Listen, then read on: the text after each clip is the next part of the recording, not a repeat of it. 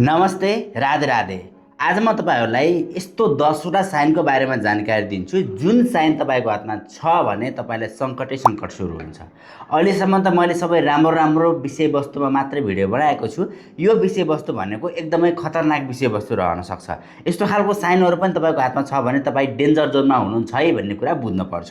आउनुहोस्, ती के हुन् त ती 10वटा साइन तपाईँको हातमा नहुने साइन, तपाईँको हातमा भयो भने तपाईँलाई तनाव दिने साइन।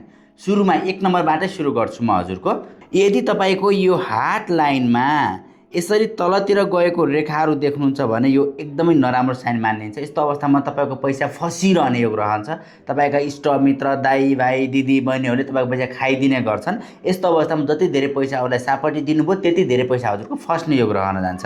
यस्ता व्यक्तिहरूले पैसा सापट्टि दिनु हुँदैन, या त नेक्स्ट व्यक्तिलाई पैसा कुनै पनि कामको लागि, कारोबारको लागि दिनु हुँदैन, अर्को व्यक्तिको ट्रस्ट गर्नु हुँदैन।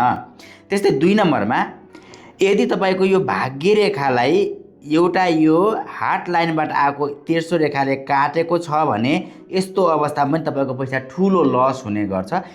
यस्तो रेखाले म्याक्सिमम एकदमै ठुलो अमाउन्टमा पैसा लस बनाइदिन्छ। जस्तो कि तपाईँले मन्थली 2-4 लाख कमाउनु भएको छ भने पनि यो समयमा तपाईँको पैसा एकदमै ठुलो करोडौँमा खर्च हुने या त हराउने या त लस हुने योग रहन जान्छ। यस्तो अवस्थामा पनि कसैले पैसा खाइदिने योग पनि रहन जान्छ। यस्तो अवस्थामा पहिले नै हात देखाएर तपाईँले सतर्कता अपनाउनु भयो, अर्थात् लगानी कम लगाउनु भयो, कसैलाई पैसा दिनु भएन भने यस्तो अवस्थामा तपाईँ बच्न सक्ने चान्सेस पनि हाई रहने गर्छ र कहिले तपाईँको पैसा फस्छ भन्ने कुरा पनि 100% थाहा हुने गर्छ। त्यस्तै म हजुरलाई 3 नम्बरमा लगेर जान्छु। यहाँ एउटा मोल देख्नु भएको होला, कालो मोल होइन, धब्बा जस्तो बनेको छ। यदि यो भाग्य रेखाको साइडमा कतै पनि धब्बा जस्तो बन्छ भने त्यो उमेरमा तपाईँको एकदमै ठुलो लस हुनेछ। तपाईँले नदेखिने हिसाबले लस तपाईँले पाउनुहुनेछ। अर्थात् तपाईँको सामुन्ने देखिने छैन कि यस कारणले गर्दा लस भयो, तर भित्रभित्रै तपाईँको एकदमै ठुलो टाढाको मान्छेद्वारा या टाढाको व्यक्तिद्वारा या अरू कसरी रचेको षड्यन्त्रद्वारा तपाईँ ठुलो लसमा जान सक्ने सम्भावना रहन्छ। यो हातमा पनि देखिएको छ। अर्थात् यस्तो खालको कन्डिसन भयो भने एज पनि फाइन्ड आउट गर्न सकिन्छ। यो हातमा चाहिँ 54 वर्षमा लसमा जाने योग देखिएको छ। 4 नम्बरमा म लगेर जान्छु। यदि यो चन्द्र पर्वतमा यहाँनिर मोलको चिन्ह अर्थात् धब्बा, कालो धब्बा छ या त क्रसको साइन छ भने यस्तो अवस्थामा तपाईँ 2 चिजबाट खतरा हुनुहुनेछ। एउटा चाहिँ पानीमा गहिरो चिजमा जाने नै होइन, पानीसँग सम्बन्धित कारोबार गर्ने नै होइन, पानीसँग सम्बन्धित व्यापार व्यवसाय गर्नु भने डुब्ने खतरा बढिरहने गर्छ। र अर्को एन्जाइटीले समात्ने गर्छ, एन्जाइटी हुने योग अत्यन्तै धेरै रहने गर्छ। यस्तो खालको साइनहरू विशेष गरिकन विदेश गएको व्यक्तिहरूमा बढी देख्ने गरिन्छ। जो विदेशमा एन्जाइटीको शिकार हुनुहुन्छ उहाँको हातमा प्राय देख्ने गरिन्छ। यो त्यति राम्रो साइन मानिँदैन।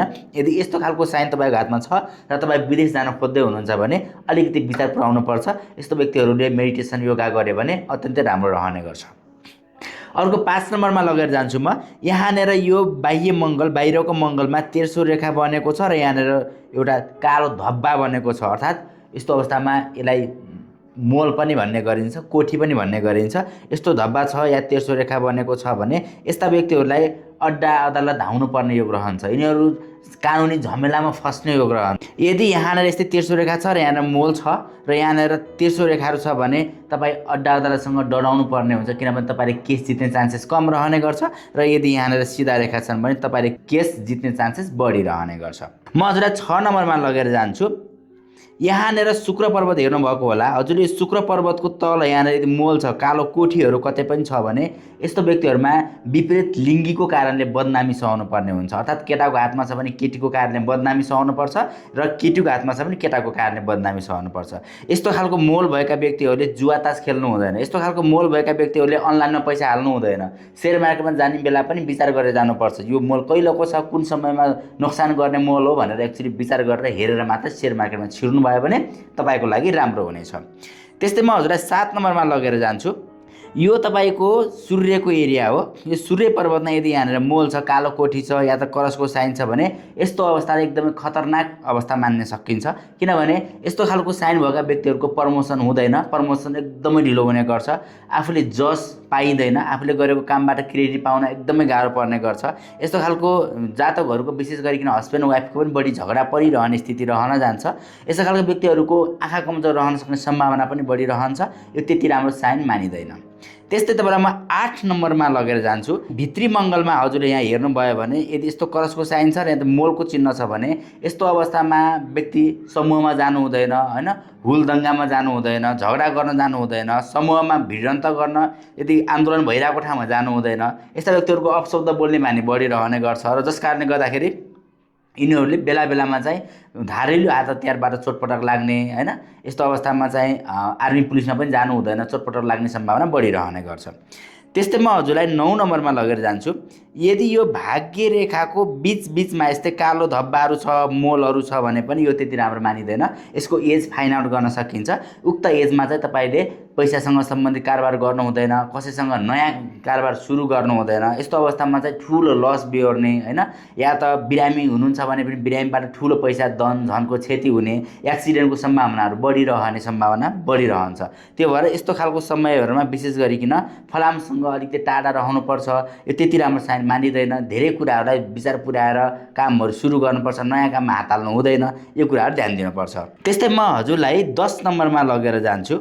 यदि यो बुध पर्वतमा यो विवाह रेखाको तलतिर यहाँनिर क्रसको साइन छ, या त यहाँ विवाह रेखाको लास्टमा मोल कालो धब्बा बनेको छ, लाइक यस्तै कालो धब्बा बनेको छ भने यस्तो अवस्थामा विवाहबाट राम्रो लाभ प्राप्ति गर्न सकिँदैन, होइन, विवाह राम्रो मानिँदैन। यस्ता व्यक्तिहरूको विवाहमा कहीँ न कहीँ सङ्कट आइपर्ने स्थिति रहन जान्छ। सम्बन्ध विच्छेदको कुराहरू रहन सक्छ, या त बिरामी पर्ने योग रहन सक्छ। पार्टनर बिचमा सम्बन्ध बन्दैन, डिभोर्सको योग लगभग हाई हुन्छ, 100% नै हुन्छ भन्दा पनि फरक पर्दैन। यी भए हजुरका नराम्रा 10वटा साइन। अब आउने भिडियो के कस्तो बनाउने हजुरहरूले कमेन्ट गर्नु नै होला। हजुरले कमेन्ट गरेको आधारमा मैले नेक्स्ट भिडियो बनाउने नै छु। नमस्ते, राधे राधे, शुभ दिन, शुभरात्रि।